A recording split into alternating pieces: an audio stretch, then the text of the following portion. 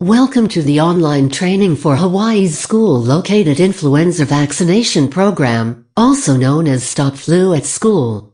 The following slides provide information to prepare staff for their roles and responsibilities at the clinics.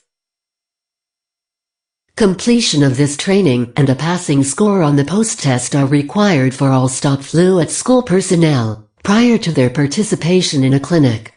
Clinic personnel must pass the post-test with at least a 70% score. If a course participant does not pass within 3 attempts, then they will not be eligible to work at the clinics.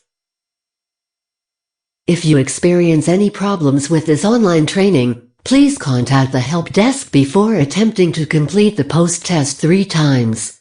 You can email schoolflu.helpdesk@doh.hawaii.gov. Or you can call 808-586-8300 or 1-800-933-4832. Monday through Friday from 7:45 a.m. to 4:30 p.m., excluding state holidays.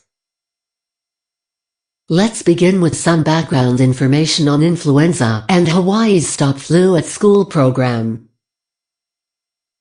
Influenza disease and the complications resulting from influenza disease place a heavy burden on the healthcare system. Each year in the U.S., influenza disease results in millions of doctor visits and thousands of hospitalizations and deaths. The number of seasonal influenza-associated deaths varies from year to year because flu seasons are unpredictable and often fluctuate in length and severity. Children are a population who can easily catch and spread infections. Not only high-risk children are affected. Healthy children are also susceptible to flu infection, and in extreme cases even death may occur. The table that you see here represents data from September 2010 to August 2011. During that time, 115 influenza-associated pediatric deaths were reported in the United States. A large percentage of them were 5 years and older, which includes the ages of those eligible for the Stop Flu at School program. Certain conditions put children at high risk for having severe complications from the flu, but even healthy children are at risk.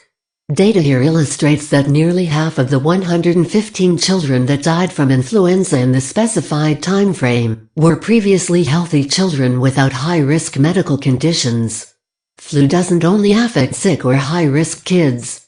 Healthy children also become very ill or even die from the flu. While no vaccine is 100% effective, the single best way to prevent influenza is to get vaccinated each year. Vaccinations not only protect the individual but may also prevent disease transmission to family members and to the community. Through the Stop Flu at School program, school children in Hawaii are being offered free flu vaccine. Here are some reasons why. 1. The State Department of Health believes that the Stop Flu at School program will greatly contribute to the health of Hawaii's school children, families, and communities. 2. School children generally have very high rates of influenza illness. 3. School children vaccinated against influenza have fewer illnesses, fewer absences from school, and lower rates of illness in their families during the flu season, compared with unvaccinated children. 4. Children are one of the most common sources of influenza transmission in the community. The Stop Flu at School program was launched statewide in 2007. Over 50,000 students are vaccinated through this statewide program each year. Flu vaccination clinics are held in participating schools statewide and will operate during normal school hours. Parental consent is required prior to vaccination. Only one clinic will be held per school, with the exception of multi-track schools. There will not be make-up clinics. If a student needs a second dose of flu vaccine, then that student will be referred to his or her doctor. The vaccination clinics will be managed using the Incident Command System, also referred to as ICS. ICS is a management concept that uses an expandable organizational structure to promote efficiency. ICS is used across the nation to manage emergency and non-emergency events. Two main principles of ICS are chain of command and unity of command. Chain of command is a top-down order of authority through which instructions are given and received. Unity of command is the principle that all staff report to and take assignments from only one supervisor. Clinic managers are the lead authority at every clinic. All clinic staff ultimately take orders from the clinic manager, either directly or indirectly through their immediate supervisor, such as a line flow group supervisor or vaccine group supervisor. Each clinic's organizational structure may vary, but every clinic will have a clinic manager to run operations. This slide includes a list of typical ICS supervisory positions at a clinic. Many of these positions will not be used if a clinic is small. Also, some titles may vary. Chain of command and unity of command will still apply, regardless of clinic size and use of the organizational structure. At stop flu at school clinics, the ICS incident commander is the clinic manager. Here is an illustration of a typical ICS command structure. The stop flu at school clinic staff may be organized differently, depending on various factors. Formal information and instruction come from the clinic manager and will be distributed downward, through the chain of command.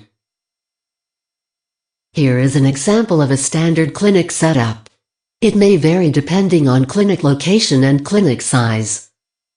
Participants will arrive at the entrance and proceed to the registration station, where their consent form will be screened. If the form is complete and no contraindications exist, then the registration staff will direct each participant to the waiting area. The participant will then go to a vaccination station, where the vaccinator will administer the flu shot. Afterwards, each participant must wait 15 minutes in the holding area for observation, before exiting. Now let's review the vaccine and various forms used in the clinics. The traditional flu shot is also referred to as IV. It contains inactivated or killed strains of the flu virus that are injected. The following individuals should not receive the flu shot: persons with a severe allergic reaction to eggs or to a component of any flu vaccine, persons with a severe allergic reaction to a previous dose of influenza vaccine, persons with a history of Guillain-Barré syndrome (GBS), and persons with a moderate or severe acute illness. The flu shot consent form is green. However, if the consent form has been completed online and printed out, it may be white or another color. Please pay special attention and screen all forms carefully. On this slide you can see an example of the flu shot form. The mandatory fields are circled in red. These include first and last name, date of birth, questions 1, 2, and 3, and signature, and date. The following video demonstrates the registration station staff reviewing a consent form for the flu shot.